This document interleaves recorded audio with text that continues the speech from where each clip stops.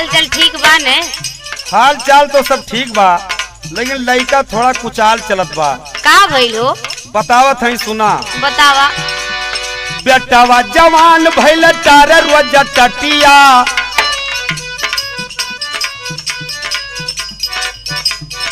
बेटवा जवान भइल तार रोज टटिया। ए समझिन जल्दी कर भेजा अपन बिटिया। ए समझिन जल्दी कर भेजा अपन बिटिया। ए समझिन जल्दी कर भेजा अपन बिटिया। लेकिन सुनी हम बतावत है। बतावा। बेटवा के तोहरे बा बिगड़ल गतिया, बेटवा के तोहरे बा बिगड़ल गतिया। ए समझी यही कारण भेजब नाही बिटिया। ए समझी यही कारण भेजब नाही बिटिया। ए समझी यही कारण भेजब नाही बिटिया। अच्छा तो सुना। सुनावा। गौवा में घूमा ताटे सारी सारी रात हो, गौवा में घूमा ताटे सारी सारी रात हो। गौवा में घूमा ताटे सारी सारी रात हो।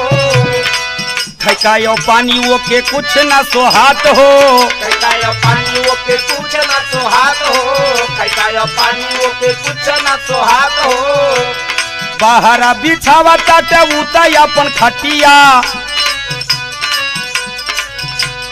बाहरा बिछावा ताटे उता अपन खटिया। ए समझिन जल्दी कर भेजा अपन बिटिया। ए समझिन जल्दी कर भेजा अपन बिटिया। ए समझिन जल्दी कर भेजा अपन बिटिया। लेकिन सुनी। बोला। काहे के दिहला इतना लइका के छूट हो?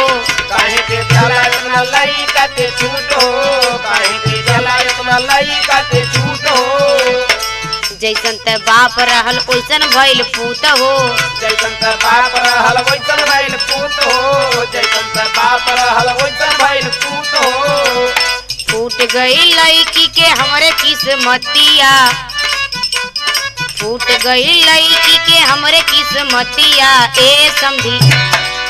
समझी यही कारण भेजब नाही बिटिया। ए समझी यही कारण भेजब नाही बिटिया। ए समझी यही कारण भेजब नाही बिटिया। अच्छा तो सुना। बेटवा के हमरे तनिकार तू ख्याल हो, बेटवा के हमारे तू तारा तनी ख्याल हो। बेटवा के हमारे तू तारा तनी ख्याल हो। एक दिन भइल रहले वो के बुरा हाल हो, एक दिन भइल रहल वो कर बुरा हाल हो। एक दिन भइल रहल वो कर बुरा हाल हो। पटिया पकड़ रोवे सारी सारी रतिया। अच्छा ये बात है। हाँ, पटिया पकड़ रोवे सारी सारी रतिया। ए समझिन जल्दी कर भेजा अपन बिटिया। ए समझिन जल्दी कर भेजा अपन बिटिया। ए समझिन जल्दी कर भेजा अपन बिटिया। लेकिन सुना बतावत है। बोला। अब हित भोली भाली बिटिया हमार हो। अब हित भोली भाली बिटिया हमार हो। अब हित भोली भाली बिटिया हमार हो। 3 साल हम नहीं भेजब ससुरार हो। हम नहीं भेजब ससुरार हो। 3 साल हम नहीं भेजब ससुरार हो। लइका तोहार ओकर करी है ससतिया, लइका तोहार ओकर करी है ससतिया। ए समझी यही कारण भेजब नाही बिटिया।